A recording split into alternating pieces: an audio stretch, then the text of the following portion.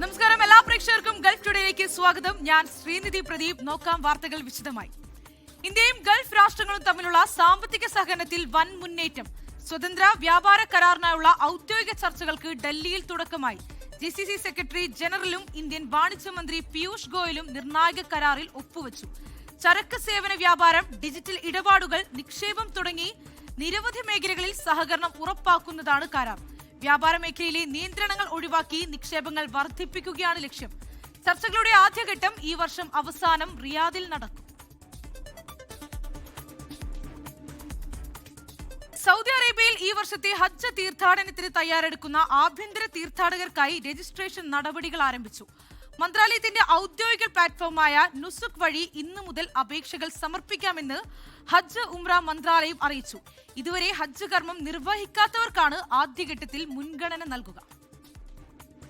സൗദിയിലെ സ്വദേശികൾക്കും താമസക്കാരായ വിദേശികൾക്കും ഈ വർഷത്തെ ഹജ്ജിന് അപേക്ഷിക്കാനുള്ള സൗകര്യം നിലവിൽ വന്നു.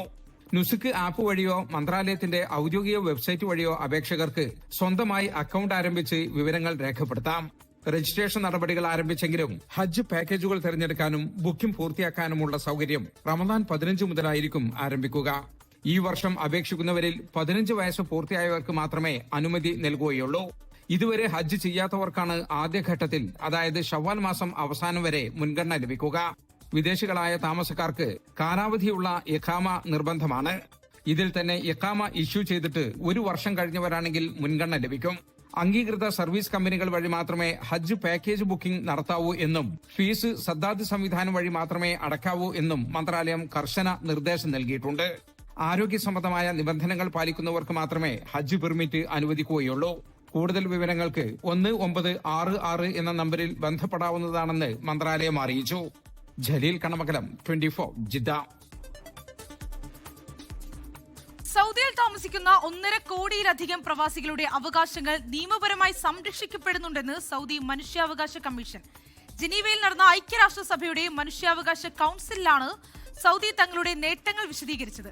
വിഷൻ 2030ന്റെ ഭാഗമായി നടപ്പിലാക്കിയ പരിഷ്കാരങ്ങളിലൂടെ തൊഴിലിടങ്ങളിലെ സുരക്ഷയിലും സ്ത്രീ ശാക്തീകരണത്തിലും വൻ പുരോഗതി ഉണ്ടായതായും റിപ്പോർട്ടിൽ പറയുന്നു. 60-ലധികം രാജ്യങ്ങളിൽ നിന്നായി 1.5 കോടിയിലധികം പ്രവാസികൾ സൗദി അറേബ്യയിൽ ജോലി ചെയ്യുന്നുണ്ടെന്നാണ് കണക്ക്. ഇവർക്കെല്ലാം കൃത്യമായ അവകാശ സംരക്ഷണം ഉറപ്പാക്കുന്നുണ്ടെന്ന് സൗദി മനുഷ്യാവകാശ കമ്മീഷൻ അധ്യക്ഷ ഡോക്ടർ ഹല അൽ തുവൈജിരി UN കൌൺസിലിൽ പറഞ്ഞു. പ്രവാസികളുടെ അവകാശങ്ങൾ സംരക്ഷിക്കുന്ന നിയമ സംവിധാനമാണ് രാജ്യത്ത് നിലവിലുള്ളത്.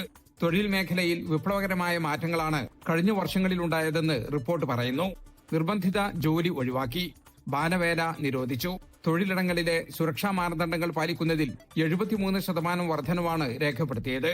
ഇതിലൂടെ തൊഴിൽ സംബന്ധമായ മരണങ്ങൾ 70% കുറയ്ക്കാൻ സാധിച്ചു. സ്ത്രീ ശാക്തീകരണത്തിലും രാജ്യം വലിയ മുന്നേറ്റമാണ് നടത്തുന്നത്. തൊഴിൽ മേഖലയിലെ സ്ത്രീകളുടെ പങ്കാളിത്തം 34% കടന്നു. പ്രധാന തസ്തികകളിൽ 44% സ്ത്രീകളാണ് ജോലി ചെയ്യുന്നത്. രാജ്യത്തെ തൊഴിലില്ലായ്മ നിരക്ക് 7% കുറയ്ക്കാനും സൗദിക്ക് സാധിച്ചു. 2025 നടപ്പിലാക്കിയ കായിക നിയമം ഉൾപ്പെടെയുള്ള പരിഷ്കാരങ്ങൾ വിവേചനമില്ലാത്ത നിയമവ്യവസ്ഥയ്ക്ക് ഉദാഹരണമാണെന്നും ഡോക്ടർ ഹല അൽ തുവൈജിരി പറഞ്ഞു.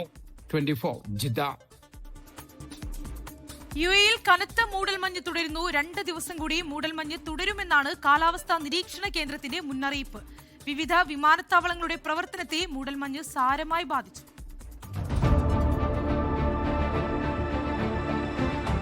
മഞ്ഞ് പുതച്ച ദുബായ്. കഴിഞ്ഞ കുറച്ചു ദിവസങ്ങളായി UAEയിലെ പ്രഭാതം എങ്ങനെയാണെന്ന് വ്യക്തമാക്കുന്ന ദൃശ്യങ്ങളാണ് ഈ ക്യാപ്ഷനോടുകൂടി ഹംദാൻ രാജകുമാരൻ ഇൻസ്റ്റഗ്രാമിൽ പങ്കുവച്ചത്. ബുർജ് ഖലീഫയും ബുർജൽ അറബുമൊക്കെ മഞ്ഞിൽ മൂടിയിരിക്കുന്നു. കഴിഞ്ഞ ഒരാഴ്ചയായി UAEയിലെ വിവിധ ഭാഗങ്ങളിൽ കനത്ത മൂടൽമഞ്ഞാണ്. അബുദാബി മുതൽ ദുബായ്, ഷാർജ വഴി റാസൽ കൈമ വരെ ചുറ്റിക്കിടക്കുന്ന പടിഞ്ഞാറൻ തീരപ്രദേശത്താണ് മൂടൽമഞ്ഞ് ശക്തമായുള്ളത്. കാഴ്ചപരിധി കുറയുന്നതിനാൽ റോഡ് ഗതാഗതം സങ്കീർണമാവുകയാണ്. പുലർച്ചെ വാഹനങ്ങളുടെ പരമാവധി വേഗം 80 കിലോമീറ്ററായി കുറച്ചിട്ടുണ്ട്. ഹൈബീം ലൈറ്റ് ഉപയോഗിക്കരുതെന്നും പോലീസ് നിർദ്ദേശം നൽകി. ദുബായ്, ഷാർജ വിമാനത്താവളങ്ങളിലെ പ്രവർത്തനം രാവിലെ കാര്യമായി തടസ്സപ്പെട്ടു. ദുബായ് വിമാനത്താവളത്തിൽ നിന്നുള്ള ചില എമിറേറ്റ്സ് വിമാനങ്ങൾ അടക്കം വൈകി. ഫ്ലൈ ദുബായ് വിമാനങ്ങളും വൈകിയിരുന്നു. ഷാർജ വിമാനത്താവളത്തിൽ നിന്ന് 28 വിമാനങ്ങൾ വൈകിയതായാണ് സൂചന.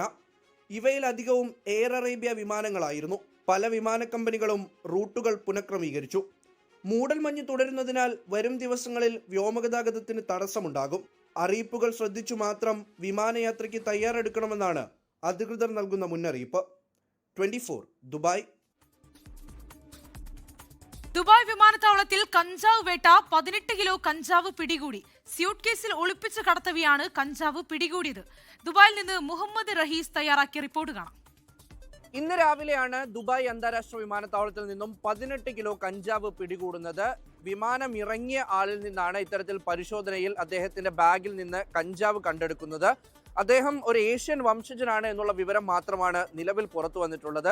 ആദ്യഘട്ടത്തിൽ തന്നെ ഈ എക്സ്റേ സ്ക്രീനിംഗ് ഓപ്പറേറ്റേഴ്സ് നടത്തിയ പരിശോധനയിൽ സംശയാസ്പദമായ എന്തോ ബാഗിലുണ്ട് എന്ന് കണ്ടെത്തിയിരുന്നു. അതായത് ബാഗിനുള്ളിൽ ഒരു രഹസ്യ അറയുണ്ട് എന്ന് വ്യക്തമാക്കുന്നു. എന്നാൽ ആ സമയത്ത് ഇയാളെ വിളിക്കുകയോ പരിശോധനയ്ക്ക് ഹാജരാകാനോ ഒന്നും പറഞ്ഞില്ല.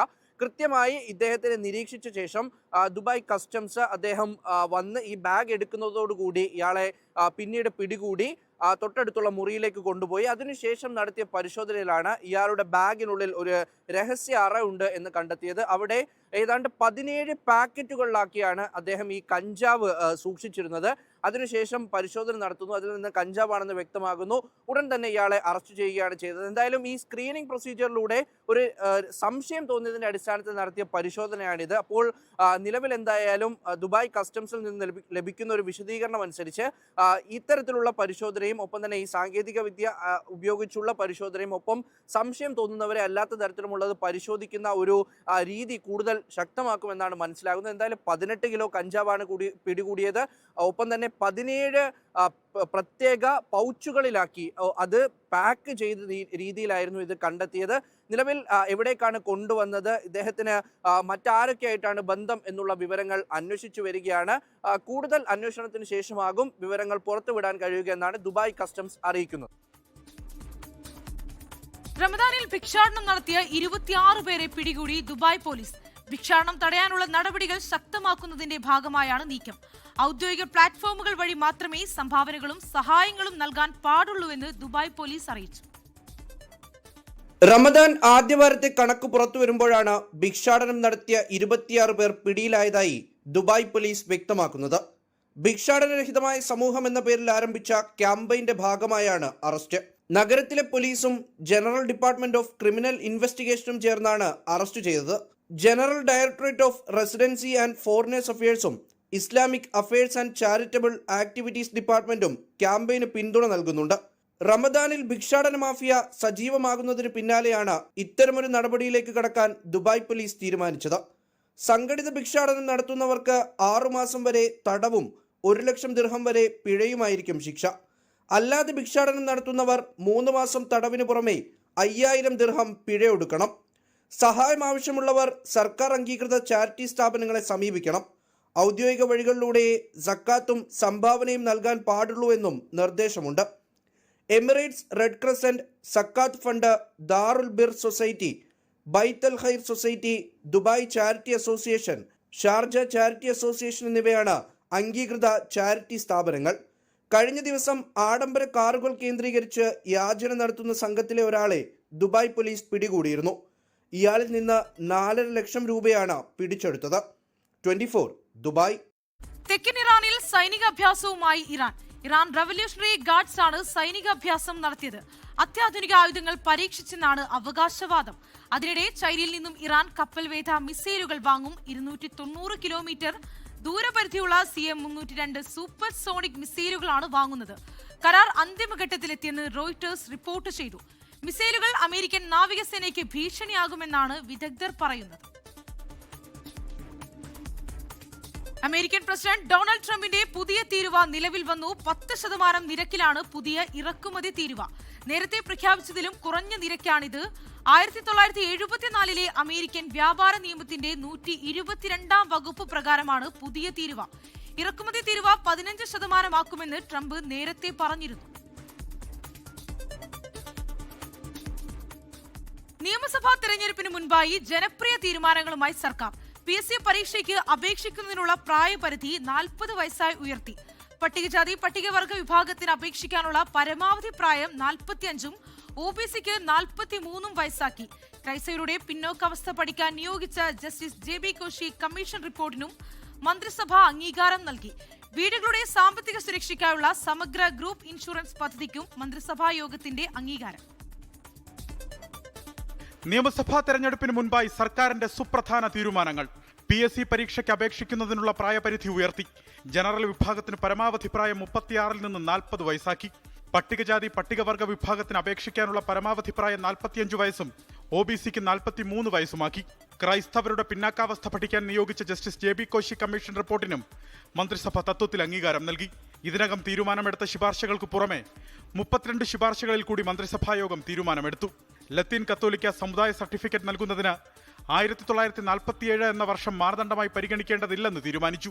1947 മുമ്പ് ലത്തീൻ കത്തോലിക്ക വിശ്വാസികളായി ചേർന്നവർക്കും അവരുടെ പിൻതലമുറക്കാർക്കും മാത്രമേ ലത്തീൻ കത്തോലിക്ക സമുദായ സർട്ടിഫിക്കറ്റ് ലഭിക്കാൻ അർഹതയുള്ളൂ എന്ന നിബന്ധന അശാസ്ത്രീയമായതിനാൽ ബന്ധപ്പെട്ട ബിഷപ്പുമാർ നൽകുന്ന സർട്ടിഫിക്കറ്റ് റവന്യൂ അധികാരികളുടെ അന്വേഷണത്തിന് സഹായകരമായ ഒരു രേഖയായി പരിഗണിച്ചുകൊണ്ട് വില്ലേജ് ഓഫീസർ നടത്തുന്ന പ്രാദേശിക അന്വേഷണത്തിന്റെ അടിസ്ഥാനത്തിൽ ജാതി സമുദായ സർട്ടിഫിക്കറ്റ് അനുവദിക്കാമെന്നാണ് പുതിയ തീരുമാനം.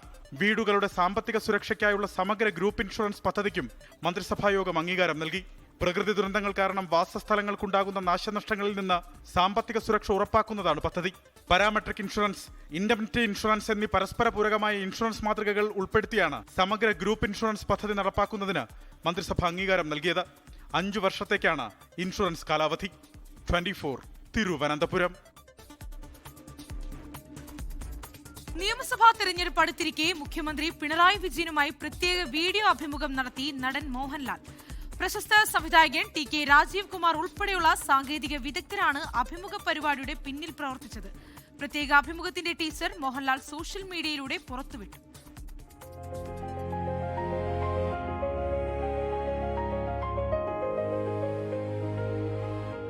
എൻ്റെ ഒരു സുഹൃത്ത് രഹസ്യമായിട്ട് പറഞ്ഞു, മുഖ്യമന്ത്രിക്ക് വളരെ ഇഷ്ടപ്പെട്ട സിനിമ രജനീകാന്തിന്റെയാണ്. അതും ആക്ഷൻ സിനിമ. ആക്ഷൻ പടങ്ങൾ പൊതുവെ ഞാൻ ആക്ഷൻ പടങ്ങൾ ഇഷ്ടപ്പെടുന്ന ഒരാളാണ്. അത് ഏതെങ്കിലും ഒരു സിനിമ സീൻ അത് അങ്ങ് യഥാർത്ഥ ജീവിതത്തിൽ പ്രയോഗിക്കാൻ ശ്രമിച്ചിട്ടുണ്ടോ, സാധിച്ചിട്ടുണ്ടോ? അല്ല, അങ്ങനെ ഞാൻ ചോദിക്കാറില്ല. ജീവിതത്തിലെ എന്തിന്റെയെങ്കിലും പേരിൽ അങ്ങ് പശ്ചാത്തപിച്ചിട്ടുണ്ടോ? പശ്ചാത്തപിക്കേണ്ടി വന്നിട്ടുള്ളൊരു ഘട്ടം പറഞ്ഞാല് നമ്മുടെ അടിച്ച് തോല് പൊളിക്കുക എന്ന് പറയുന്നില്ലേ, എൻ്റെ ഈ ശരീരത്തിന്റെ തൊലി പൊളിഞ്ഞു പോയിരുന്നു. സാർ, ഞാൻ അഭിനയിച്ച ഏതെങ്കിലും സിനിമയിലെ ഒരു ഡയലോഗ് സാറിന് ഓർമ്മയുണ്ടോ? എന്നോട് പറയാൻ. അത് എന്തല്ല ദിനേശനും ദാസനും ഒക്കെ കിടക്കും.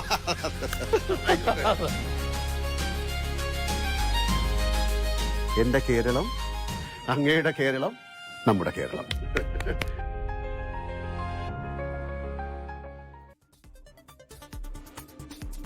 ഇനി കേരളയല്ല സംസ്ഥാനത്തിന്റെ പേര് കേരളം എന്നാക്കി മാറ്റാൻ കേന്ദ്ര മന്ത്രിസഭാ യോഗത്തിന്റെ അംഗീകാരം.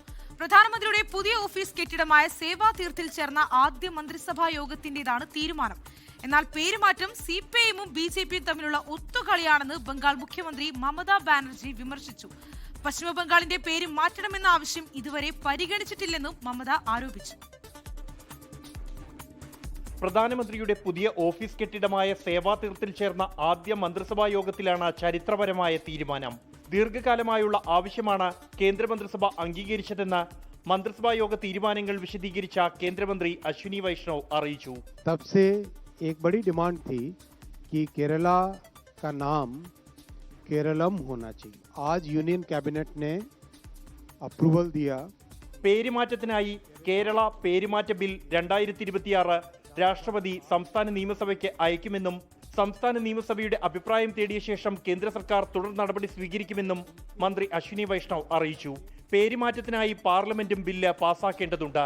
സംസ്ഥാനത്തിന്റെ ഔദ്യോഗിക പേര് കേരള എന്നതിനു പകരം കേരളം എന്നാക്കണമെന്ന് ആവശ്യപ്പെട്ടുകൊണ്ടുള്ള പ്രമേയം 2023 ഓഗസ്റ്റ് 9 സംസ്ഥാന നിയമസഭ പാസാക്കി കേന്ദ്രത്തിന് അയച്ചിരുന്നു.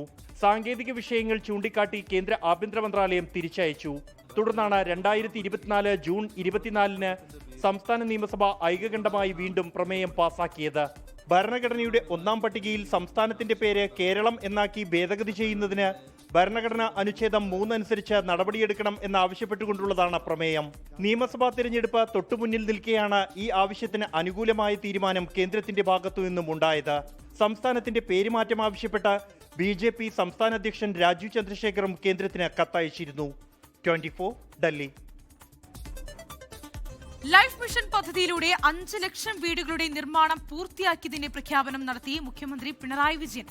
ലൈഫ് മിഷൻ വീടുകളിൽ താമസിക്കുന്നവരുടെ ആത്മാഭിമാനം വ്രണപ്പെടുത്താൻ തയ്യാറല്ലെന്ന് ഉറപ്പിച്ചു പറഞ്ഞതോടെ കേന്ദ്ര സർക്കാർ സഹായം നിലച്ചെന്ന് മുഖ്യമന്ത്രി. പാവങ്ങൾക്കുള്ള വീട് നിർമ്മാണം എങ്ങനെ പൂർത്തീകരിക്കാനാകുമെന്ന് ഇനിയും ഗൗരവമായി LDF ആലോചിക്കുമെന്നും മുഖ്യമന്ത്രി പറഞ്ഞു. അർഹരായവർക്ക് വീട് വെച്ച് നൽകുന്ന ലൈഫ് പദ്ധതി രാജ്യത്തിന് മാതൃക. ലൈഫ് ഭവന പദ്ധതിയിൽ 5,364 വീടുകൾ പൂർത്തിയാക്കിയതിന്റെ പ്രഖ്യാപനം മുഖ്യമന്ത്രി തിരുവനന്തപുരത്ത് നിർവഹിച്ചു. ലൈഫ് തുടരുമെന്നും പ്രഖ്യാപനം. ഇപ്പോൾ 5 ലക്ഷം വീട് പൂർത്തീകരിച്ചു. ഇതിന്റെ ഭാഗമായി കുറച്ച് വീടുകൾ കൂടി പൂർത്തീകരിക്കപ്പെടാനുണ്ട്. ഞങ്ങൾ ഈ പദ്ധതി ആകെ ഉപേക്ഷിക്കുകയല്ല ചെയ്യുക. ഇനിയും ഇതുപോലുള്ള നിരവധി പാവങ്ങൾ വീട് ആഗ്രഹിച്ചു നിൽക്കുന്നവരുണ്ട്. അവർക്കുള്ള വീട് നിർമ്മാണം എങ്ങനെ പൂർത്തീകരിക്കാനാകുമെന്നതിനെക്കുറിച്ച് ഗൗരവമായി ആലോചിക്കാൻ തയ്യാറാകുന്ന മുന്നണിയാണ് LDF. പദ്ധതിക്ക് ചെലവായ 20,000 കോടിയിൽ 18,000 കോടിയും സംസ്ഥാനം ചെലവിട്ടു എന്ന് മുഖ്യമന്ത്രി പിണറായി വിജയൻ. ലൈഫ് വീടുകളുടെ മുന്നിൽ കേന്ദ്ര സർക്കാരിന്റെ ലോഗോയും ചിലരുടെ ഫോട്ടോയും വെക്കണമെന്ന നിർദ്ദേശം തള്ളിയതിനാൽ കേന്ദ്രത്തിന്റെ സഹായം നിലച്ചെന്ന് മുഖ്യമന്ത്രി. വീടുകളിൽ താമസിക്കുന്നവരുടെ ആത്മാഭിമാനം വ്രണപ്പെടുത്താൻ തയ്യാറല്ലെന്ന് സർക്കാർ ഉറപ്പിച്ചു പറഞ്ഞു. ലൈഫിന്റെ ഭാഗമായുള്ള വീടുകൾ പൂർത്തിയായാൽ ആ വീടിന്റെ മുന്നിൽ ഒരു ലോഗോ വെക്കണം. ആ ലോഗോയിൽ ചിലരുടെ ഫോട്ടോ, ചില കാര്യങ്ങൾ എഴുതി വെക്കൽ, ഇതൊക്കെയാണ് ഉദ്ദേശിച്ചത്. അപ്പൊ ഞങ്ങൾ പറഞ്ഞു, ഇപ്പോൾ ഇത്ര ലക്ഷം വീടുകൾ കേരളത്തിൽ പൂർത്തിയായി കഴിഞ്ഞിട്ടുണ്ട്. ഒരു വീടിന്റെ മുന്നിലും ഒരു ലോഗോയും ഒരാളുടെ ഫോട്ടോയും വെച്ചിട്ടുണ്ട്. അപ്പൊ നിങ്ങൾ കൈയടിക്കാൻ അറിയാം. ഞാൻ വിചാരിച്ചു. തൃശൂർ വടക്കഞ്ചേരിയിൽ ലൈഫ് ഫ്ളാറ്റ് നിർമ്മാണം മുടക്കിയതിൽ പ്രതിപക്ഷത്തിനും വിമർശനം. ലൈഫ് മിഷനിലൂടെ യഥാർത്ഥ കേരള സ്റ്റോറി ഒരിക്കൽ കൂടി രാജ്യം കാണുകയാണെന്ന് മന്ത്രി MB രാജേഷ് പറഞ്ഞു. ലൈഫിനായി 2.61 ഏക്കർ സംഭാവന ചെയ്ത K സുകുമാരൻ വൈദ്യരെയും ലൈഫ് മിഷന് പിന്തുണ നൽകിയ K ചിറ്റിലപ്പള്ളി ഫൗണ്ടേഷൻ, ഹഡ്കോ, KURD FC, information Kerala mission എന്നീ സ്ഥാപനങ്ങളെയും ചടങ്ങിൽ ആദരിച്ചു. 24 തിരുവനന്തപുരം. ഭരണഘടനയെ സാക്ഷിയാക്കി റാപ്പർ വേടൻ വിവാഹിതനായി. എഴുത്തുകാരി നവമി ലതയാണ് വധു. തൃശൂർ തിരൂരിലെ വീട്ടിലായിരുന്നു രജിസ്റ്റർ വിവാഹം നടന്നത്. സുഹൃത്തുക്കളും ബന്ധുക്കളും മാത്രമാണ് തൃശൂർ മുളങ്ങുന്നത്തുകാവ് തിരൂരിലെ വീട്ടിൽ നടന്ന വിവാഹ ചടങ്ങിൽ പങ്കെടുത്തത്. ചെമ്പുക്കാവ് സബ് രജിസ്ട്രാർ KM ജുജു വീട്ടിലെത്തി സ്പെഷ്യൽ മാരേജ് ആക്ട് പ്രകാരം രജിസ്റ്റർ ചെയ്തു. ഭരണഘടനയെ സാക്ഷിയാക്കിയായിരുന്നു വിവാഹം.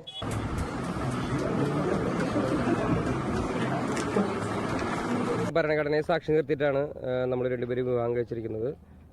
അത് ഭാവിയിൽ നമ്മുടെ മക്കൾക്ക് എല്ലാവർക്കും ഉപകരിക്കുമെന്ന് വിശ്വസിക്കുന്നു. ഏറെക്കാലത്തെ സൗഹൃദത്തിന് ശേഷമാണ് ഇരുവരും വിവാഹിതരായത്.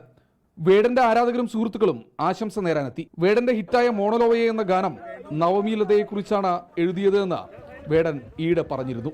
തൃശൂരിലെ റിസോർട്ടിൽ വിവാഹത്തിനു ശേഷം അടുത്ത ബന്ധുക്കളും സുഹൃത്തുക്കളും പങ്കെടുത്ത സൽക്കാരവും നടന്നു. ശ്രീകുമാരൻ, 24 തൃശൂർ.